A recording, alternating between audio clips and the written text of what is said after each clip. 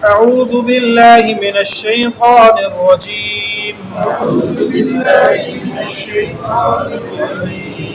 بسم الله الرحمن الرحيم.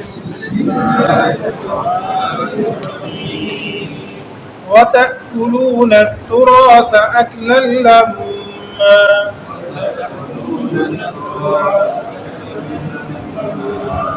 وتحبون المال حبا جما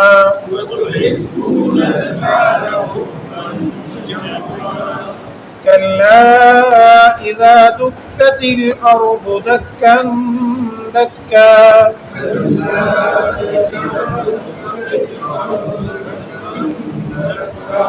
وجاء ربك والملك صفا صفا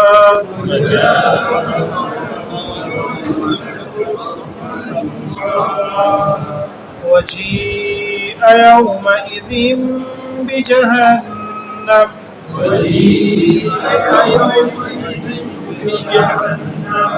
يومئذ يتذكر الإنسان وأنى له الذكرى يومئذ يتذكر الإنسان وأنى له الذكرى. صدق اللہ العظیم. حصہ تجوید. بات چل رہی تھی غننے کے متعلق. تجوید میں بات چل رہی تھی غننے سے متعلق کہ قرآن کریم کی تلاوت کرتے ہوئے بعض حروف ایسے ہیں جن کو پڑھتے ہوئے غنہ کر کے پڑھا جاتا ہے. اگر غنہ نہ کیا جائے تو یہ لحن خفی کہلاتی ہے تجوید کی زبان. چھوٹی غلطی ہماری سمجھ کے مطابق چھوٹی غلطی کہہ سکتے ہیں آپ اس کو. اور فن تجوید والے اس کو کیا کہتے ہیں جی؟ لحن خفی. قرآن میں تلاوت کرتے ہوئے اگرچہ معنی تو بدلتا نہیں ہے لیکن وہ تلاوت کا جو حسن ہے وہ باقی نہیں رہتا، لہذا غنہ کر کے پڑھا جاتا ہے. عرض کی تھی کہ نون مشدد اور میم مشدد، ایسا نون جس کے اوپر شد ہو، ایسا میم جس کے اوپر شد ہو، ان کو غنہ کر کے پڑھا جاتا ہے. دوسری بات یہ عرض کی تھی کہ ایسا نون جو ساکن ہو. آج کے سبق میں یومئذ یتذکر الانسان درمیانے کلام میں ہو نون ساکن تو اس پر بھی غنہ ہوتا ہے، اس پر بھی غنہ کر کے پڑھا جاتا ہے.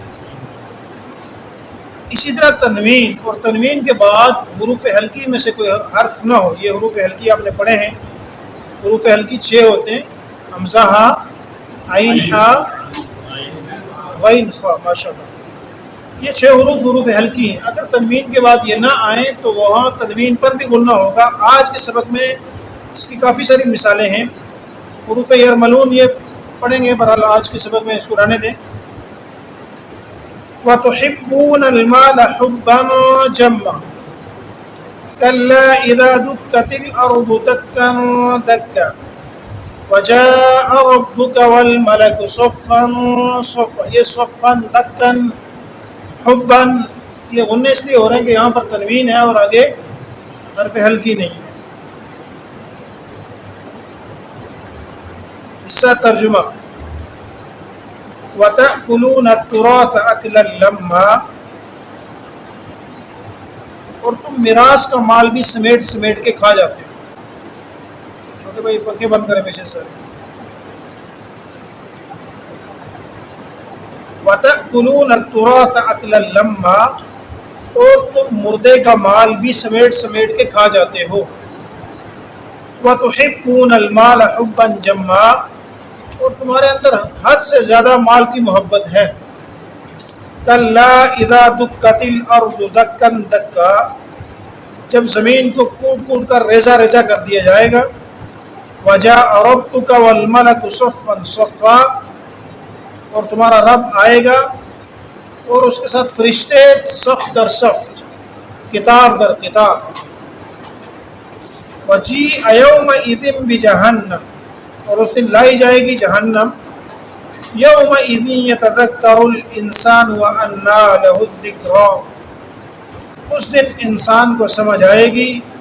وانى له الذکریٰ اور اس دن کاہے کا سمجھنا، اس دن کاہے کا سمجھنا، اس دن سمجھنے کا کوئی فائدہ نہیں ہے. وَأَنَّىٰ لَهُ الذِّكْرَىٰ، اس دن سمجھنے کا کوئی فائدہ نہیں ہے.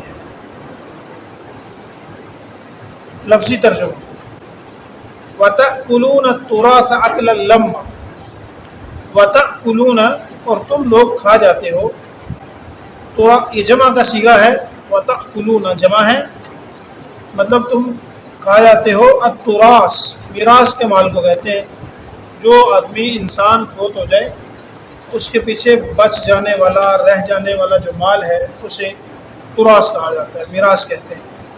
اکل لما، تم اس کو سمیٹ سمیٹ کے کھا جاتے ہو. لم کہتے ہیں مال کو سمیٹ کر کھانا. وَتُحِبُّونَ ترجمہ کیا ہوگا جی؟ ہاں جی، وَتُحِبُّونَ اور تم محبت کرتے ہو، یہ بھی جمع کا صیغہ ہے، جمع ہے. وَتُحِبُّونَ اور تم سب محبت کرتے ہو المال، مال سے. حبًا جمع، حبًا محبت کرنا، جمع بہت زیادہ. تفسیر میں عرض کروں گا کہ حبًا جمع کی قید کیوں ہے. کلا اذا دکت الخبردار، حروف تنبیہ میں سے ہے یہ، خبردار یا ایسا نہیں کرنا چاہیے، کچھ بھی ترجمہ کر سکتے ہیں. اذا اردو میں جب کسی بات کو جوڑ کر کسی کو کہا جائے نا، بھائی ایسے نہ کرو، اوے ایسے نہ کرو، عربی میں ایسے حروف استعمال ہوتے ہیں. کلا خبردار. اذا دکت الارض، جب دکا کہتے ہیں بار بار کسی چیز کو مارنا، بار بار کسی چیز کو کوٹنا. اذا دکت الارض، جب زمین کو کوٹ کوٹ کر دکن دکا، ریزہ ریزہ کر دیا جائے، بار بار اس کو کوٹا جائے گا تو اس کی وجہ سے. بلکہ وَتَكُونُ الْجِبَالُ كَالْعِهْنِ الْمَنْفُوشِ، زمین تو زمین ہے، پہاڑوں کی کیفیت یہ ہوگی کہ دھنی ہوئی روئی کی مانند ہوگی.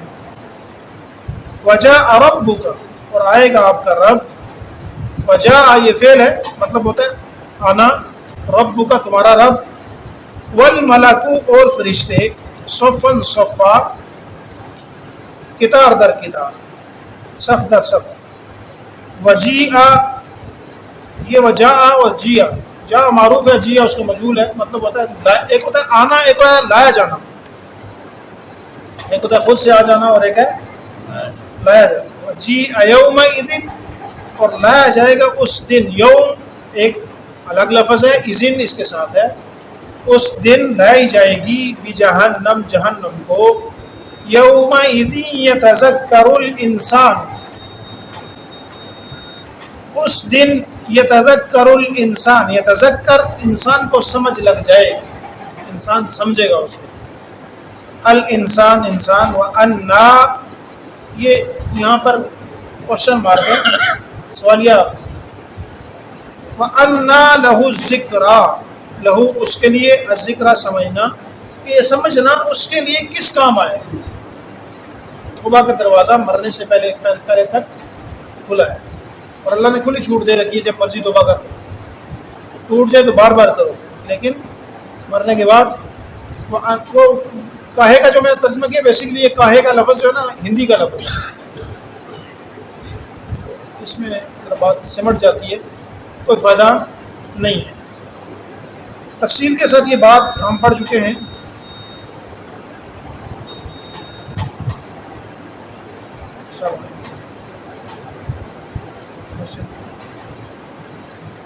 سبق ہو رہا ہے بہت اچھی پہلے سے بولی مجھے.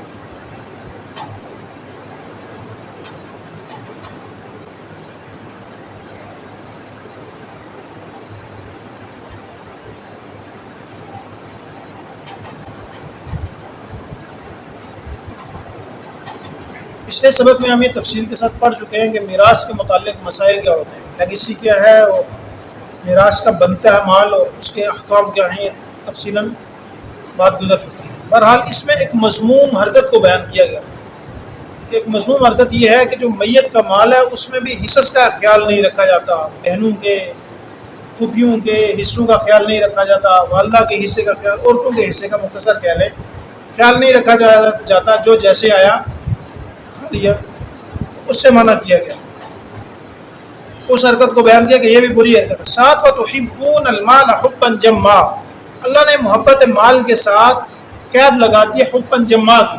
پتہ یہ چلتا ہے کہ محبت مال یہ تو انسان کی فطرتی چیز ہے، انسان کی فطرت میں ہے کہ مال سے محبت کرتا ہے، یہ مذموم نہیں ہے، لیکن حد سے زیادہ بڑھ جانا یہ مذموم ہے، مال کی محبت میں اندھا ہو جانا یہ مذموم ہے۔ وَتُحِبُّونَ الْمَالَ حُبًّا جَمًّا، اور تم مال کی محبت میں حد سے گزر جاتے ہو۔ كَلَّا إِذَا دُكَّتِ الْأَرْضُ دَكًّا دَكًّا، یہ حالات ہے قیامت، جب میدان محشر سجے گا، قیامت برپا ہوگی، اس وقت کے حالات بیان کیے جا رہے ہیں۔ تو حالت یہ ہوگی زمین کی کہ جس زمین کے اوپر آج ہم پھرتے ہیں، بھاگتے ہیں، ساری دنیا کا ایک نظام اس کے اندر پایا جاتا ہے۔ فرمایا کہ حالت یہ ہوگی کہ اذا دکت الارض دکا دکا، یہ فرش توڑ توڑ کے ریزہ ریزہ کر دیا جائے، یہ باقی نہ رہے گا۔ وجاء ربک والملک صفا صفا، اور اللہ رب العالمین میدان محشر میں آئیں گے۔ بعض مفسرین فرماتے ہیں آنا تو پہلے سے اللہ وہاں موجود ہے، لیکن وہاں ظاہر ہوں گے، وہاں اللہ کا ظہور ہوگا۔ وجاء ربک، اللہ کا ظہور ہوگا اور ان کے ساتھ فرشتوں کا، والملک صفا صفا، جو اللہ تعالیٰ کے حکم پر کاموں کو سر انجام دیتے ہیں۔ جو کام اللہ بتلائیں گے، کسی کے نام اعمال تولنے ہیں، ترازو کیسے لگانا ہے، لوگوں کے حساب کیسے کرنے ہیں، تو وہ سارے وَجِيءَ يَوْمَئِذٍ بِجَهَنَّمَ، اس دن جہنم کو بھی لایا جائے گا۔ یہ جو جملہ ہے قرآن پاک کا، یہ جو آیت ہے، یہ متشابہات میں سے قرآن بعض آیات وہ ہیں جو محکمات ہیں، محکمات کا معنی ہے جو ہمیں سمجھ آتی ہیں، قرآن کی بعض آیات وہ ہیں جو سمجھ آتی ہیں، ہر عقل میں آنے والی چیزیں آیات ہیں، بعض آیات وہ آتی ہیں جو سمجھ سے بالا تر ہیں، خلاف عقل نہیں ہے، خلاف عقل نہیں ہے، ہماری عقل میں نہیں آتی۔ شاہ ولی اللہ رحمہ اللہ نے اپنی کتاب میں لکھا کہ انسانوں کی عقلیں مختلف ہوتی ہیں، کوئی بہت اعلیٰ درجے کا عقل مند ہوتا ہے، اشارے سے بات سمجھ آتی ہے، کوئی متوسط طبقے کا ہوتا ہے، کہنے سے بات سمجھ آتی ہے، کوئی بالکل نچلے درجے کا ہوتا ہے جس کو بار بار کہنا پڑتا ہے۔ تو قرآن خلاف عقل نہیں ہے، فقط سمجھنے کی ضرورت ہے اور ہماری سمجھ سے یہ بالا تر ہے۔ جیسے اس کی مثال یہ ہے، وَنَزَعُ الْمَوَازِينَ الْقِسْطَ لِيَوْمِ الْقِيَامَةِ، یہ آیت نازل ہوئی تو معتزلہ نے انکار کیا کہ ہم اس آیت کو نہیں مانتے۔ بھائی کیوں نہیں مانتے ہو؟ اس لیے نہیں مانتے ہیں کہ اعمال کا جسم نہیں ہوتا، اعمال جسم سے پاک ہیں۔ اللہ فرماتے ہیں، قرآن کی آیت کہتی ہے کہ اعمال تولے جائیں گے، جبکہ ہم دیکھتے ہیں، معتزلہ نے کہا کہ ہم دیکھتے ہیں کہ جسم والی چیزیں تو تولی جا سکتی ہیں، لیکن جسم کے بغیر چیزیں تولی نہیں جا سکتی، لہٰذا ہم اس آیت کو نہیں مانتے۔ یہ ایک بحث تھی، اس زمانے میں علمی بحث تھی، بات گزر گئی، زمانے نے ترقی کی، چلتے چلتے ایک سفر وہ آیا کہ اللہ کے پیدا کردہ انسان نے بھی بغیر جسم کی چیزوں کو تولنا شروع کر دیا۔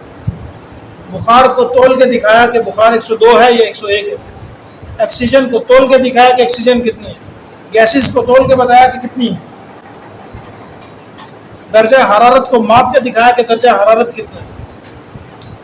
تو اب یہ آیت کھلی آنکھوں سے نظر آتی ہے، اس وقت ان کو سمجھ نہیں آ رہی تھی، تو لہٰذا ہماری بھی سمجھ میں یہ نہیں آ رہی، لیکن اس کا معنی یہ خلاف عقل نہیں ہے۔ اور حال یہ متشابہات میں سے ہے کہ جہنم زمینوں کے نیچے ہے، وہاں سے اس کو وہاں کیسے لایا جائے، یہ اللہ ہی بہتر جانتے ہیں۔ اللہ اعلم بمرادہ، اللہ ہی اس کی مراد کو جانتے ہیں کہ یہ کیسے لے کے آ جائے۔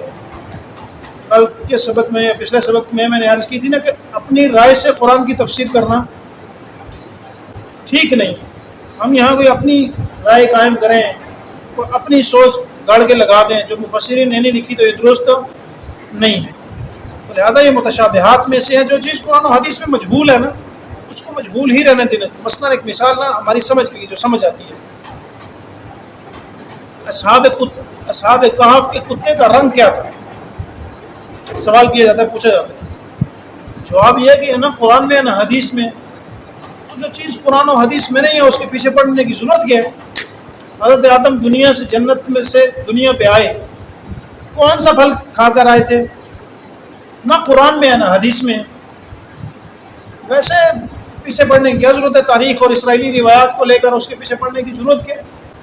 تو جو چیز قرآن نے کھول کے نہیں بیان کی، حدیث میں اس کی قرآن نے بعض دفعہ چیز مجمل بیان کی ہوتی ہے لیکن حدیث میں اس کی تشریح آ جاتی ہے۔